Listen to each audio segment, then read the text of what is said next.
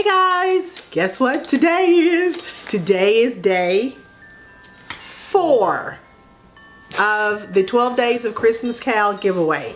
So, the winner of day 4 is Baba Yaya. Baba Yaya. Yay! And that is Wendy from Ravelry. You guys, Wendy is a great designer. She has some really affordable patterns on Ravelry, so you guys check out her page and check out her designs. So Wendy, you are going to be the recipient of Hypnotic Yarns.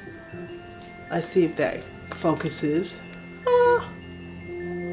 Look at that. That is her peppermint mocha skein. It is in her DK weight, 100% superwash merino, 231 yards, peppermint chocolate mocha, and I hope you are going to enjoy that.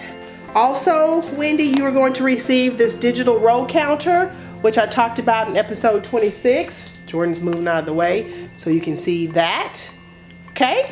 You will also be receiving the 6-piece crochet hook set.